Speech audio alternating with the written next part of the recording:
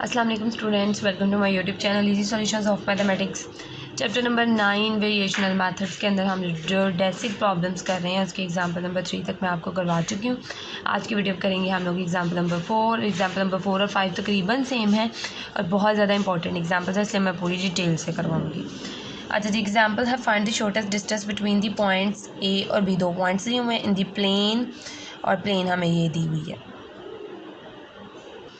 जो डेसिक की सारी प्रॉब्लम्स जो होती है वो हमने मिनिमाइज में ही करनी होती हैं। तो हम लोग सबसे पहले जो है हम देखेंगे वो L is equal to A से B तक है √dx² dy² dz²। किस तरह से इसको चेंज करते हैं उसके बाद हमें पता है कि हमारी जो अब इसके अंदर देखें हमने जब इसका dx को हमने कॉमन ले लेना है। जब हम dx² को यहाँ से कॉमन लेते हैं तो इसके नीचे भी जाकर डिवाइड हो जाता है, तो dy/dx का होल स्क्वायर हो जाएगा और ये dz/dx का होल स्क्वायर हो जाएगा। और dx का स्क्वायर जब बाहर निकलेगा तो √² कैंसिल, तो dx बाहर आ जाएगा। तो जब dy/dx हो जाएगा तो वो y' का स्क्वायर, और जब dz/dx हो जाएगा तो वो z' का स्क्वायर बन जाएगा। इस तरह से ही हमारा इंटीग्रल हो जाएगा। अब इसके अंदर क्योंकि ये dx का इंटीग्रल बन गया है, बाहर dx है, तो हमारी जो x की वैल्यू है वो क्या है, x की वैल्यू 1 और यहाँ पे x की वैल्यू क्या है, ये x की y और z। यहाँ पे x की वैल्यू क्या है 1 और यहाँ पे x की वैल्यू क्या है 2। तो यहाँ पे 1 से लेकर 2 तक हमारी रेंज बन रही है। हमने वो लिमिट लगा लेनी है 1 से 2 तक। उसके बाद subject to the constraint that the point A B be the on the plane, और ये जो प्लेन है उसको हमने जी कह लिया है। The arbitrary function is given by. अब यहाँ पे हमने ये जो हमने पढ़ा था जो हमने जिसके अंदर हमने पढ़ा था एज के दो फंक्शंस होते हैं, उसके अंदर लैम्डा इन्वॉल्व होता है। मोर जनरल वेरिएशनल प्रॉब्लम थी, उसके अंदर हमने पढ़ा था लाग्रांज इक्वेशन की ही एक टाइप थी, वो हमने पढ़ी थी। उसके अंदर ये था कि एज जो है उसके अंदर हम लोग दो H is equal to F और जी लेते हैं, साथ एक लैम्डा मल्टीप्लाई होता है, यानी कि हम लोग पढ़ चुके हैं ये। और बहुत ज़्यादा जगह पे हम यूज़ भी कर सकते हैं। अब इसके अंदर हम लोगों ने क्या करना है, जो हमारी प्लेन होगी ना, प्लेन उसको हमने जी कह लेना, और उसके बाद हमारा जो फंक्शनल है वो हमने ये बना लिया फंक्शन। इंटीग्रल के अंदर जो वैल्यू होती है वो हमारे फंक्शनल होती है। ये एफ़ बन गया है, ये एफ़ लिख लिया मैंने प्लस लैम्डा, और इसको हमने प्लेन को जी कह लिया और ये जी आ गई। उसके बाद हमने क्या करनी है, यहाँ पे ऑयलर लाग्रांज इक्वेशन आर। अब इस एक पूरी एज के अकॉर्डिंग हमारे पास जो ऑयलर लाग्रांज इक्वेशंस होंगी वो इस तरह से कुछ होंगी कि एज का हमने लेना है पहले वाई के रिस्पेक्ट से डेरिवेटिव और वाई डैश सेम बिल्कुल एज इट इज जिस तरह हम लोग पहले लेते थे, और ये दोनों से हम लोगों ने लिख लिया। सबसे पहले हम लोगों ने partial H over partial Y और फिर हमने partial H over partial Y dash निकालना है। उसके बाद हम इसके अंदर वैल्यूज़ को पुट कर देंगे, और किस तरह से करेंगे वो मैं आपको दिखाती हूँ। सबसे पहले इन फार्मूलाज के लिए वैल्यूज़ निकाल लेंगे हम लोग। ये देखें, ये मैंने वैल्यूज़ निकालनी है, पहले एज का वाई के रिस्पेक्ट से, फिर वाई डैश के, फिर जी के रिस्पेक्ट से, और फिर जी डैश के रिस्पेक्ट से। ये डेरिवेटिव बहुत आसान है, आप लोगों से इजीली निकलेंगे। पावर रूल लगेगा इसके अकॉर्डिंग, और इसमें माइनस सैम्पल से अगर हम एज का विद रिस्पेक्ट टू वाई अगर डेरिवेटिव लेते हैं तो ये देखें ज़रा, एज का with respect to Y derivative लिया तो यहाँ पे वाई डैश, यहाँ पे जी डैश, और यहाँ पे कुछ नहीं है तो ख़त्म। उसके बाद जब हम with respect to Y derivative लेंगे तो -7 है, वाई का डेरिवेटिव 1 हो जाएगा, तो -7 और लैम्डा बाहर मल्टीप्लाई हो रहा है, -7 लैम्डा हो जाएगा।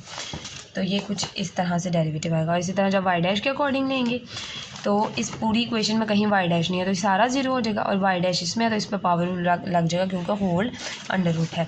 इसी तरह से दूसरी हम लोगों ने जी की वैल्यूज़ भी निकाल ली, और जो दोनों ऑयलर लाग्रांज इक्वेशन से उसके अंदर मैंने वैल्यू पुट कर दी।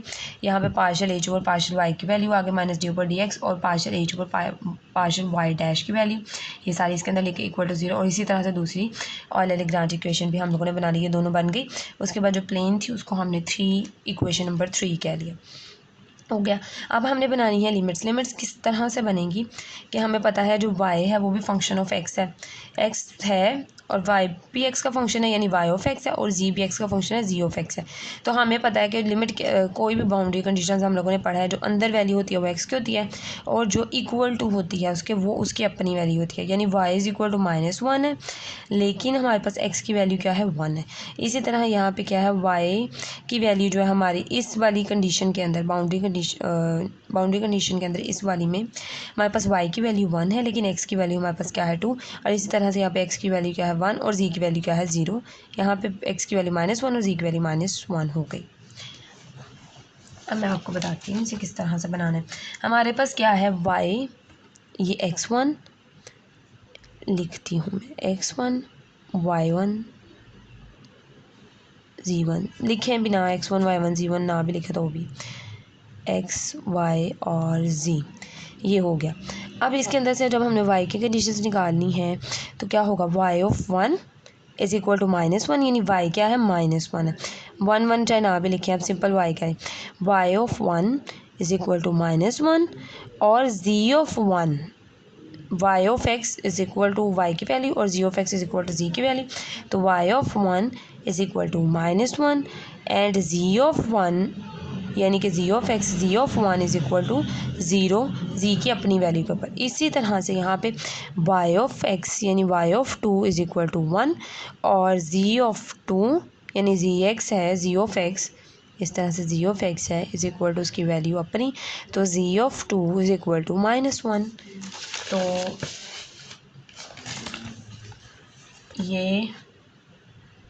तो ये हमारे पास कंडीशंस बन गई हैं। ये यहाँ पे 2 आना था, मैंने बाय मिस्टेक 1 लिख दिया था, z of 2 is equal to -1।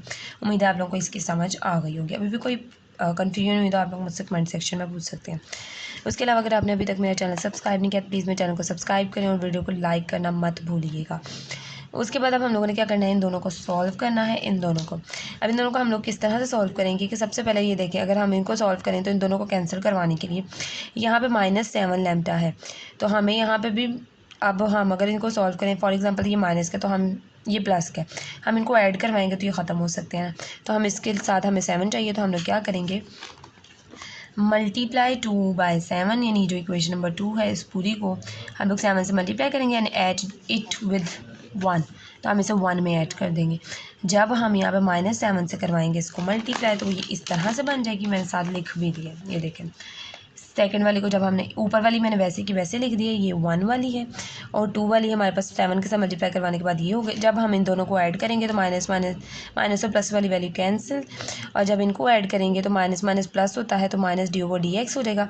और अब ये देखें, अब ये ना अलग अलग है, पहले ये वैल्यू लिखें फिर माइनस की दूसरी वैल्यू लिखें, फिर आप देखेंगे कि dy/dx जो है वो कॉमन आ रहा है, dy/dx कॉमन आएगा और साथ ही साथ जो दोनों का डिनोमिनेटर है वो भी कॉमन आ रहा है। तो हम इसको जब इन दोनों वैल्यूज़ को जब ऐड करेंगे ना तो हम इन्हें y डैश प्लस 7z लिख सकते हैं। आपको पता है कि जब डिनोमिनेटर सेम होता है तो हम डिनोमिनेटर सेम करके ऊपर वाली वैल्यूज़ को ऐड कर देते हैं और सेम इनके साथ यही सीन हुआ, ऊपर वाली वैल्यूज़ को हमने ऐड कर दी। अब क्या किया, इस तरफ डिफरेंशियल है उसको ख़त्म करने के लिए हम लोग बोथ साइड क्या करेंगे, इंटीग्रेशन करेंगे। बोथ ये माइनस है, इधर मल्टीप्लाई हो रहा है, दूसरी तरफ जाके हो जाएगा डिवाइड और ख़त्म। और इधर क्या है, या दोनों तरफ -1 से मल्टीप्लाई करवा देंगे तब भी आपका ख़त्म हो जाएगा। इधर इंटीग्रेशन अप्लाई करेंगे, जीरो की इंटीग्रेशन क्या होती है, कांस्टेंट, इसका dy/dx ख़त्म हो जाएगा डिफरेंशियल, और ये हमारे पास वैल्यू आ जाएगा। अब हमने इसको सॉल्व करना है फर्दर। अब इसके अंदर हमारे पास y डैश भी इन्वॉल्व है, z डैश भी इन्वॉल्व है, y डैश और z डैश दोनों में से किसी एक की हम लोग वैल्यू अगर पुट करते हैं तो पूरी इक्वेशन किसी एक में आ जाएगी। अब हम यहाँ से z डैश की वैल्यू निकालेंगे। z डैश की वैल्यू कैसे निकालेंगे, उसके लिए हमें z चाहिए, तो हम लोग क्या करेंगे, इक्वेशन नंबर 3 से यहाँ से हम z की वैल्यू निकाल लेंगे और उस z की वैल्यू का हम ले लेंगे डेरिवेटिव, तो हमारे पास आ जाए। अब z की वैल्यू क्या आएगी, z is equal to 22 minus 15x, दूसरी तरफ चला जाएगा और ये भी दूसरी तरफ जाएगा तो +7y, ये आ गई हमारे पास वैल्यू z। अब इसका हम जब डैश ले लेंगे तो ये हो जाएगा 7y डैश, यानी इसका विद रिस्पेक्ट टू x ही डेरिवेटिव आएगा क्योंकि z भी x का फंक्शन है, y भी x का फंक्शन है और x का खुद का डेरिवेटिव 1 होता है। जब कांस्टेंट का डेरिवेटिव होता है तो वो 0 होता है, और जब 7y डैश है तो y डैश का जब हम लोग डेरिवेटिव यानी y का डेरिवेटिव लेंगे तो वो y डैश आ जाएगा -15, और आगे जब हम x का डेरिवेटिव लेंगे तो क्या होगा 1। तो ये ख़त्म हो गई, ये z डैश बन गया हमारे पास। अब हम क्या करेंगे, जो हमारी इक्वेशन आई है y डैश प्लस, अब जो हमारी वो इक्वेशन आई है ये वाली, इसमें z डैश की जगह हम उसकी वैल्यू को पुट कर देंगे जो हमने निकाली है और फर्दर सॉल्व करेंगे। z डैश की वैल्यू उधर भी आ गई, z डैश की वैल्यू उधर भी आ गई। अब ये वाली चीज़ ऊपर वाली अंदर 7 को मल्टीप्लाई करवा लिया, इसको उठा कर दूसरी तरफ ले गए, c के साथ इधर डिवाइड हो रहा था तो c के साथ जाके मल्टीप्लाई हो गया। इसी तरह हमने इसको सॉल्व किया, उसके साथ बोथ साइड ये इसकी पावर 1/2 बन गई। अब अंदर हमने इसका स्क्वायर खोल लिया है, सिंपल सिंप्लीफिकेशन की हुई आप लोग देख सकते हैं। सिंपल मैंने सिंप्लीफिकेशन कर दी सारी 1/2 करते करते करते दोनों तरफ हमने फिर इसका 1/2 था 1/2 यानी अंडर रूट था, स्क्वायर रूट या अंडर रूट। स्क्वायर रूट को ख़त्म करने के लिए हमने दोनों तरफ स्क्वायर लिया तो इसके ऊपर भी स्क्वायर आ गया, इसके ऊपर भी स्क्वायर। यहाँ से पहले 5 कॉमन लिया था, जब स्क्वायर लिया तो 25 हो गया, इसका भी स्क्वायर आ गया, यहाँ पे इसके ऊपर भी स्क्वायर आ गया, इसके ऊपर से अंडर रूट यानी 1/2 पावर जो है वो ख़त्म हो गई है।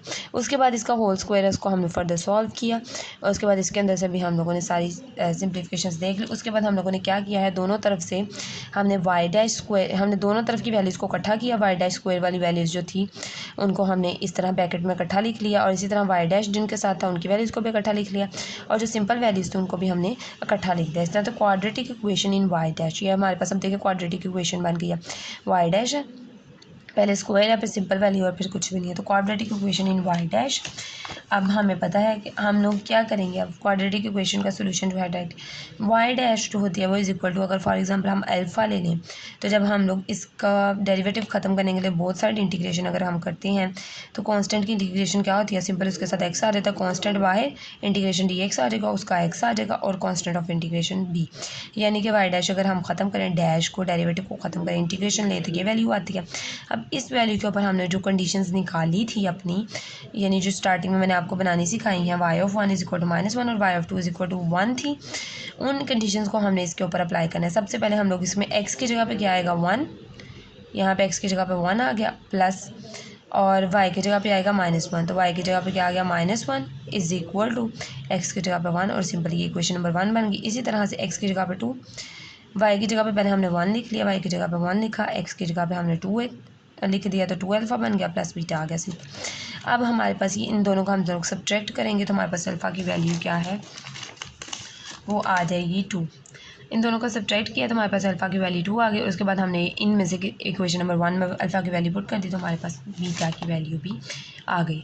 अल्फ़ा और बीटा दोनों की वैल्यूज़ आ गई, उन दोनों को उठा के हमने इस वाली इक्वेशन में पुट कर देना, क्योंकि इतना बड़ा सोल्यूशन आ रहा है तो उसको छोटा सा करके जनरलाइज फॉर्म के अंदर हम लोग लेके आए हैं। जनरलाइज फॉर्म के अंदर हम लोगों ने उसकी वैल्यू निकाली और उसको हमने पुट कर देना है, बजाय इसके कि हम इसको देखेंगे किस तरह से सॉल्व होना है। चलो जी, ये y is equal to 2x minus 3। अब हमने z के लिए यही काम करना है। z का हमें पता है, z की हमने वैल्यू निकाली है, z is equal to 7y minus 15x plus plane वाली इक्वेशन से हमने उसकी वैल्यू निकाली है। इसके अंदर हम लोग क्या करेंगे, z की वैल्यू निकालनी है अब हमने x की फॉर्म में, क्योंकि y की वैल्यू भी x के फॉर्म में आ गई है, y की वैल्यू x के फॉर्म में आ गई है। अब z की वैल्यू हमने x के फॉर्म में निकालनी है, तो अब हम लोग क्या करेंगे, जहाँ पे y है, क्योंकि y की वैल्यू निकल आई तो जहाँ पे y है हमने y की जगह पे उसकी वैल्यू पुट कर देनी है। तो यहाँ से हमारे पास z की वैल्यू जो है -x + 1 आ जाएगी, y की वैल्यू भी आ गई, z की वैल्यू भी आ गई। तो रिक्वायर्ड लीस्ट डिस्टेंस, हमने डिस्टेंस निकालना है, तो l क्या है, हमारे पास डिस्टेंस है जिसे हमने मिनिमाइज़ करना था। अब हमने शुरू में देख लिया था, हमने जो इंटेग्रल बनाया था उसकी क्या थी, x1 यानी लिमिट 1 थी, वो 1 से 2 तक जा रही थी, √1 + y डैश। अब हमारे पास जो वैल्यूज आई हैं सॉरी, जो हमारे पास वैल्यू आई है वो y की है और z की है। तो अब हमें y डैश और z डैश चाहिए, तो हम इसका भी डेरिवेटिव लेंगे तो 2 रह जाएगा, और जब इसका डेरिवेटिव लेंगे तो -1 होगा, कांस्टेंट का तो 0 हो जाएगा। तो जब हम लोग 1 + y डैश इसका लिया तो यहाँ पे हमारे पास 2 आ गया, 2 का स्क्वायर लिया तो वो 4। इसी तरह से जब हमने z का लिया तो -1 था, -1 का स्क्वायर लिया तो +1। तो ये हमारे पास आ गया l इज इक्वल टू √5, और ये हमारे पास रिक्वायर्ड आंसर है इस इक्वेशन का। ये लीस्ट डिस्टेंस है हमारे पास, रिक्वायर्ड लीस्ट डिस्टेंस। होपफुली आप लोगों को स्टूडेंट समझ आ गई होगी। स्टिल अब इसके जो नेक्स्ट एग्जांपल है वो भी इससे बहुत मिलती जुलती है, और उसकी सारी सिंप्लीफिकेशन हम लोग नेक्स्ट वीडियो में देखेंगे। अगर कोई कन्फ्यूजन किसी किस्म की है तो आप मुझसे कमेंट सेक्शन में पूछ सकते हैं। प्लीज़ मेरी वीडियो को लाइक ज़रूर किया करें, मेरे चैनल को सब्सक्राइब करें और अपने फ्रेंड्स के साथ ज़्यादा से ज़्यादा शेयर करके मुझे अप्रिशिएट करें। Thank you so much.